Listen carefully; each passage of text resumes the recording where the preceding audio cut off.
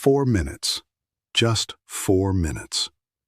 What would you think if I told you that right now, in this very moment, you are standing in front of a door that has the power to completely transform the course of your life and deliver you to the dream you have longed for but could never quite reach? You don't need hours of daily meditation to open this door. You don't need to cover your walls with affirmation papers, or turn to shamanic rituals, or spend your days craning your neck toward the sky, waiting for signs from the universe. The only thing required is that you close your eyes and perform one simple act, an act that is already encoded within the deepest layers of your soul, hidden in the very genetic architecture of your being, even if you have never been consciously aware of its existence. What I am about to share with you is not a fairy tale. This is a scientific and mystical truth, one that has withstood the test of time, illuminated the darkest corridors of the human mind, and was bequeathed to us by one of the founding fathers of modern psychology, Carl Jung. This is a truth that has rewritten the destiny of thousands of human beings across generations. Carl Jung was not merely a psychiatrist or a scientist. He was an alchemist of the human soul. He was a sage who could perceive the invisible behind the visible, the meaning concealed within matter itself. Throughout his entire life, Jung defended one foundational conviction. Reality is not what you believe it to be, a series of external events crashing into you from the outside, independent of who you are and what you carry within. While working in his stone tower on the shores of Lake Zurich, Jung discovered something that fundamentally shakes the assumptions most people live by. Every desire you hold, every longing that lives within you, these have already manifested on the psychic level. They have already occurred. You simply have not yet entered the frequency, the specific state of consciousness that allows you to experience that reality as your own.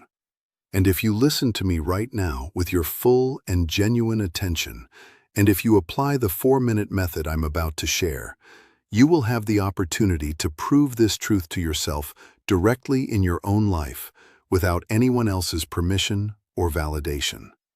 Are you ready to hear the method that will move those immovable mountains in your life and open those blocked pathways that have felt sealed for too long? If your answer is yes, lean back, take a deep and deliberate breath, and listen to this video all the way to the end with the ears of your soul. Because what I am about to share is not merely information, it is a call to awakening. Until you make the unconscious conscious, it will direct your life, and you will call it fate.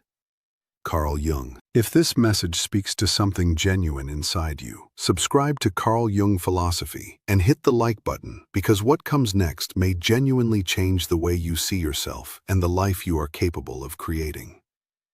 Carl Jung, when he descended into the deepest layers of human psychology, recognized something that most people spend their entire lives never confronting. The reason your desires don't manifest is not that fate has turned its back on you. It is not that you were born without luck, or that you haven't worked hard enough, or that you simply don't deserve what you want. The reason runs far deeper, and it lives entirely within the realm of your own perception. You see the thing you desire as something outside of yourself, something distant, something to be pursued, to be climbed toward, to be earned through struggle and sacrifice. And inside yourself, a quiet but persistent voice keeps repeating, maybe one day I'll have it. If I work hard enough, if I push myself far enough, if I sacrifice enough, maybe it will happen. And here is the profound truth that Jung uncovered through his decades of work with the human psyche. It is precisely this perception, this mental posture of chasing something located far away from you, that forms the single greatest blockage standing between you and the life you want. Jung emphasized this again and again in his writings and in his sessions with patients. You must feel as though you already possess what you desire, and you must move through your life from within that state of already having. Don't wait for life to change so that you can finally be happy. Feel the joy first. Experience the fulfillment first, and then watch how life reorganizes itself around that inner reality. This is not a surface-level piece of advice about positive thinking. This is the deep alchemy of consciousness itself. This is the recognition that your inner vibration, The emotional and energetic state you inhabit determines everything you perceive and experience as external reality. The paradox at the heart of all of this is this: as long as you live with the feeling of not having what you want, you will continue not having it. Because the universe does not give you what you ask for, it gives you what you are. So, how do you genuinely believe in something you cannot yet see with your eyes or hold in your hands? How do you feel the reality of something your rational mind keeps insisting does not yet exist? This is exactly where Jung resolves the puzzle through his concept of psychic reality. Jung taught that imagination, the power of genuine inner imagery, is more real than facts. Everything you are currently experiencing as your outer reality is simply the crystallized result of your past feelings, your past thoughts, and your past states of consciousness. What you feel right now in this present moment is the seed of the reality you will experience tomorrow. Therefore, if you change the feeling of your being, if you shift the inner state from which you are operating, you change your future. Because the source of your future does not live outside of you, it lives within you, precisely where you have always had complete access to it. Imagination is not a childish game of fantasy. It is a tool of creation and materialization, available to you at every single moment of your existence. But there is a critical and subtle distinction that must be understood. When you practice visualization, you must not observe the scene from a distance like watching a film on a cinema screen from the safety of your seat. You must enter the scene entirely. You must inhabit it from the first-person perspective, feeling it in your body, in your bones, with every sense fully engaged and alive. Let's say you desire to be free from financial burden, or to find the love of your life. If throughout your day you continue feeling indebted and alone, the instruction you are broadcasting to the universe and encoding into your subconscious is precisely this: I am in debt. I am alone. And the universe, like a faithful and completely impartial mirror, will reflect back to you exactly what you are transmitting. More debt, more isolation, more evidence that confirms the inner story you are living from. But if you feel yourself right now, in this very moment, as someone who is free from that burden, someone who is loved and valued and whole, your entire chemistry begins to shift. Your behavior changes. The way you look at the world changes. The way you respond to circumstances changes. And when you change, the world around you has no choice but to echo something different back to you. Because the world is not responding to your desires, it is reflecting your inner identity, the person you actually are on the inside, beneath all the wanting and the striving and the fear. Carl Jung called this the law of consciousness, and he maintained that it is as universal and as unvarying as the law of gravity itself. You can test this right now. Within just a few minutes, you can witness for yourself how everything inside you begins to shift. But pay close attention to this distinction. If you tell yourself, I am pretending to be wealthy, you will remain exactly that, a person who is pretending. But if you genuinely catch the feeling of abundance, of peace, of wholeness, as though you are waking up into an entirely new reality, then everything begins to change effortlessly and without force. This is not a mind game. This is vibrational work. This is the inner alchemy that Jung described when he said, the feeling of a desire fulfilled is the door through which that desire enters your reality. In other words, if you want something, you must stop wanting it and start being the person who already has it. The hardest part is only the beginning. The mind resists. It wants to return to its familiar patterns, its well-worn grooves of worry and doubt. But with just a few days of genuine practice, this new inner state becomes your natural way of operating. And everything begins with the simple but extraordinarily powerful 4-minute practice that we are about to explore together. This method, distilled from the teachings of Carl Jung, may appear almost too simple at first glance. You might find yourself thinking, surely something this straightforward cannot produce real change. Because our ego has been conditioned to believe that significant transformation requires significant suffering. that the price of real change must be complex, painful, and hard-earned. But in this practice, there are no complex rituals to master, no rare materials to source, no meaningless phrases to repeat hundreds of times in precise sequence. There is only you. There is your extraordinary power of imagination, and there is the deep feeling of an inner reality that already knows what it is moving toward. The power of this practice comes entirely from that interior source. Everything you need is already layered beneath the surface of who you are. If you can spend just 4 minutes each day, genuinely inhabiting the feeling that your desire has already been fulfilled, you begin moving the invisible energy that shapes and arranges matter itself. This is not abstract philosophy. This is a tested and proven system that has rewritten the lives and destinies of countless human beings.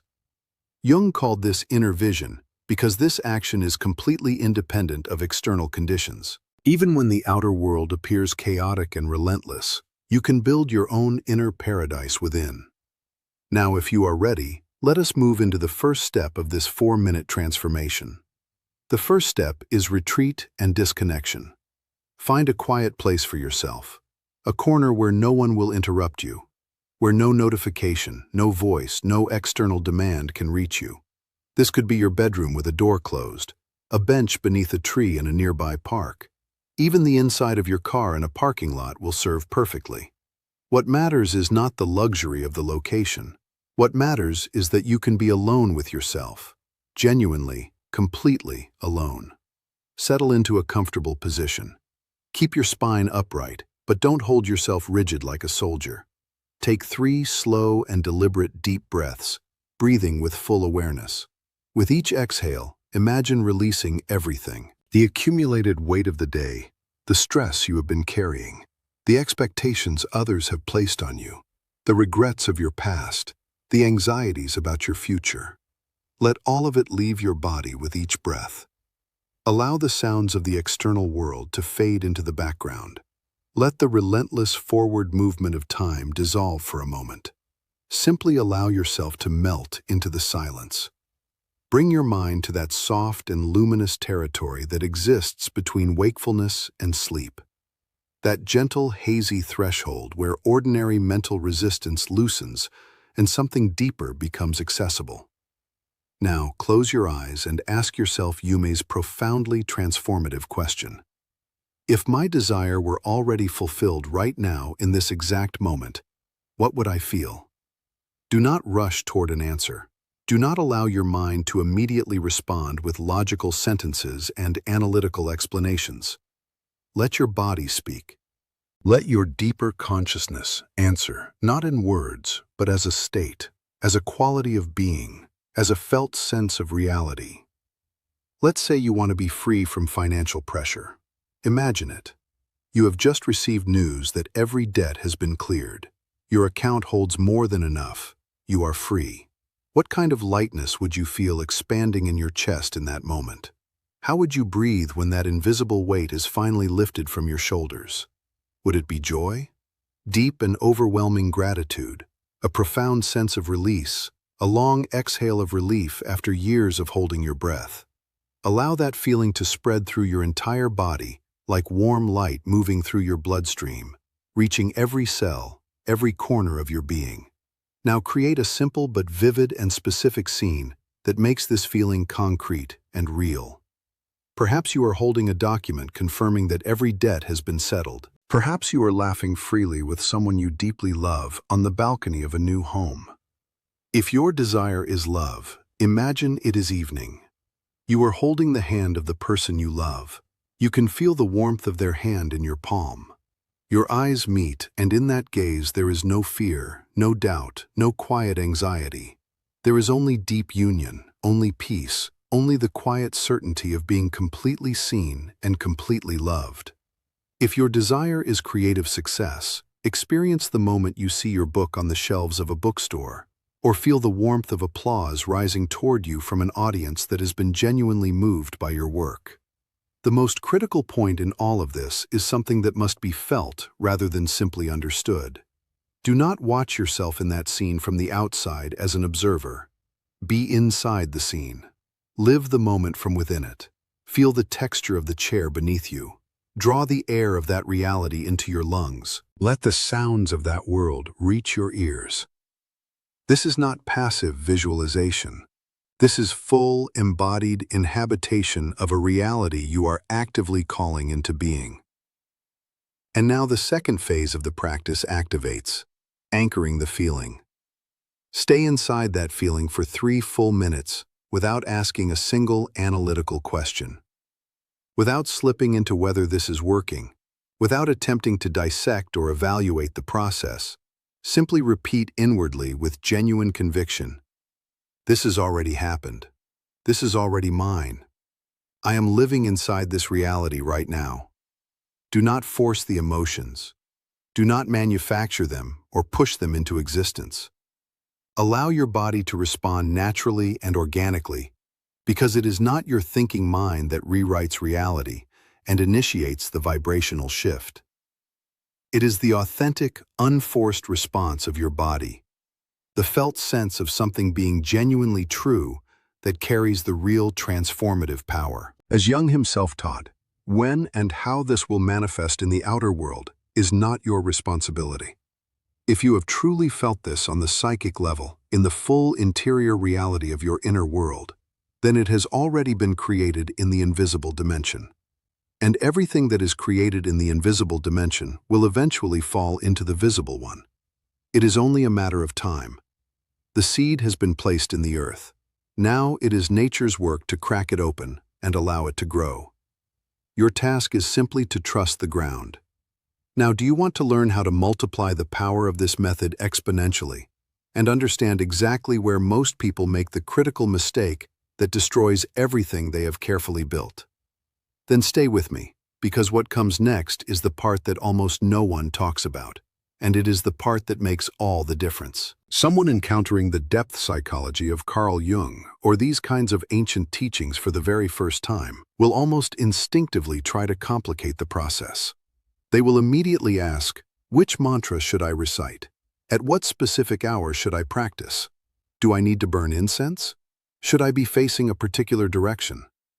But the truth is that the most common and most devastating errors all originate from the same source: the desperate desire to control the outcome. You do not need to perform this perfectly. You simply need to be inside that feeling, as though the thing you desire is already yours. Allow your body, rather than your analyzing mind, to guide the process. Genuine visualization is not the act of forcing yourself to draw a clear mental picture behind closed eyes. Genuine visualization is inhabiting that image with your entire being, living inside it rather than constructing it from the outside. The clarity of the visual image is not what matters. What matters, the only thing that truly matters, is the depth of your belief and the authenticity of the feeling. When you release the compulsion to analyze, to compare yourself with others, to anxiously calculate how long this will take, you connect yourself to the vast and boundless creative intelligence of the universe. And one of the most powerful ways to anchor and amplify this vibrational state is through what Jung considered one of the most sacred and underestimated windows available to human beings: the moments immediately before sleep. Those final minutes before you drift into unconsciousness represent something extraordinary in terms of your access to the deeper mind. Scientifically, this is the period when your brain transitions from beta frequencies, the fast analytical waves of ordinary waking consciousness, into alpha and then theta frequencies. In this transitional state, the resistance of the ego weakens and begins to dissolve. The critical doubting guardian of your conscious mind grows quiet, and in that quietness, you gain direct access to the treasure chamber of your subconscious. The part of your mind that stores every belief, every emotional pattern, and every deep conviction about what is possible for you in these precise moments, floating between wakefulness and sleep, carried gently on the border between two states of consciousness. You must plant the feeling of your desire already fulfilled directly into the fertile soil of your subconscious mind. You don't need to construct elaborate scenarios or long and detailed mental narratives. A single vivid scene is more than enough. Simply lying in your bed, Feel the moment you receive the news that everything shifted. Hear the voice of the person you love saying, "I am here. I am yours." Or simply rest inside that deep and wordless sense of peace, the quiet, profound knowing that says, "I no longer need to struggle. I have arrived. It is done." At the very heart of Jung's teaching lives this single revolutionary instruction. Don't try to create something that doesn't exist yet. Make the transition into the state where it already exists. Imagination is the human reflection of divine creative power. And as long as you don't interrupt the process with doubt and second-guessing, everything you hold in genuine imagination with genuine feeling must eventually manifest. This is not a possibility. It is a law. This is precisely why, after completing this 4-minute practice, you must not open your eyes and immediately collapse back into your old, anxious, worried, contracted self. If you greet the morning by rehearsing your problems, complaining about how difficult life is, or poisoning your mind with catastrophic news and fear-based content, you are pulling up with your own hands the seed you so carefully planted the night before. After the practice, simply trust. Stop asking how it will happen or through whose hands it will come. That is not your responsibility. Your only responsibility is to preserve the inner feeling of completion of it already being done. Even when nothing in the external world has visibly shifted yet, even when the outer landscape remains completely still and unchanged. This is what genuine faith actually is. Not the passive resignation of someone waiting helplessly. It is the active, conscious, unwavering ability to sing songs of victory on the inside, while the outside world remains silent. And when you maintain that inner stillness and that inner certainty, events begin reorganizing themselves in the most unexpected and often breathtaking ways. When you combine this evening practice with the energy of genuine gratitude, its power reaches an entirely different magnitude. Don't merely visualize. Give thanks as though the thing you desire has already arrived and taken its place in your life. Say inwardly, "Thank you that this is already part of my reality. Thank you for this peace. Thank you for this fulfillment that I am already living." As you do this, feel your body relaxing even further, the last remaining fragments of resistance melting away like ice in warm water. You are no longer holding on.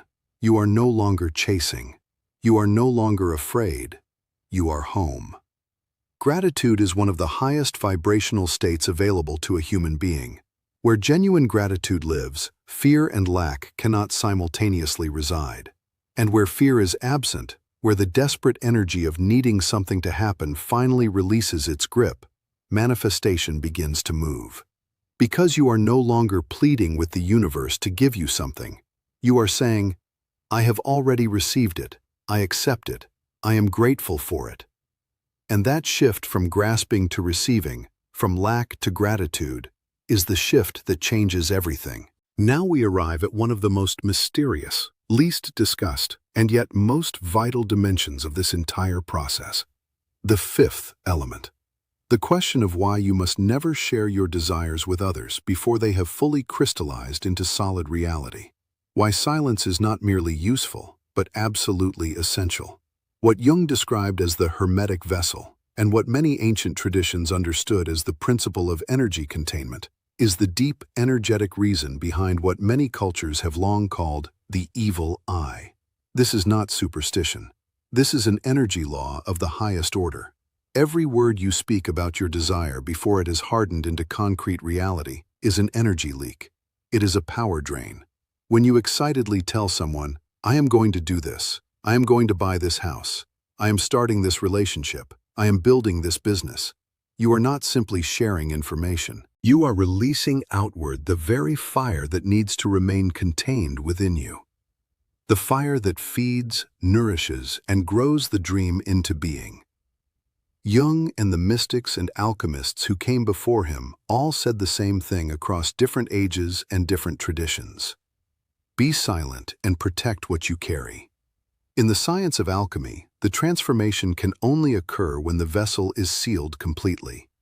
If you open the lid, the pressure, the heat, the contained energy escapes, and the gold never forms. The moment you announce your intention to someone, especially someone who doubts your capacity, someone who is skeptical of your potential, someone who carries their own unhealed wounds about what is possible, you crash directly into the wall of their limiting beliefs. Their doubt enters your mind. Their skepticism seeps into your inner architecture like a slow-moving virus, and the fortress of belief you are carefully building begins to crack from within. Remember always, every great desire begins in a state of tender fragility, like an embryo, like a seed. It is delicate. It is unformed. It requires darkness, warmth, silence, and protection in order to take root and grow strong enough to survive the light. If you keep digging up a seed to check whether it is germinating, the seed dies. Your dreams work in precisely the same way. Expose them to the cold air of other people's judgment and skepticism too soon, and they wither before they ever had a chance to become real. In this context, silence is not a prohibition. It is an act of profound self-trust. If you genuinely trust yourself and trust the process unfolding within you, you do not need anyone else's approval or validation. Seeking external confirmation is essentially saying, "My own belief is not strong enough to sustain this. Please help me believe." But real power does not announce itself. Real power does not advertise or seek applause. It works quietly, invisibly, with absolute consistency. And one day, you simply walk out the door and discover that your reality has been transformed. Modern psychology actually confirms and validates Jung's position on this with remarkable precision. When a person shares their goal with others and receives enthusiastic praise and encouragement in return, yes, that feels wonderful. The brain releases a surge of dopamine. A sense of achievement washes through the body. A feeling of satisfaction arrives. But here is the critical problem with that experience. The brain cannot distinguish between the dopamine released by actually accomplishing something and the dopamine released by simply talking about accomplishing it. The reward has already been delivered without the work, without the transformation, without the genuine inner shift. And what happens next is almost inevitable. Your motivation drops. The internal tension and energy required to move toward that goal quietly dissipates. Everything remains beautifully articulated and completely unrealized. Jung said it with characteristic precision.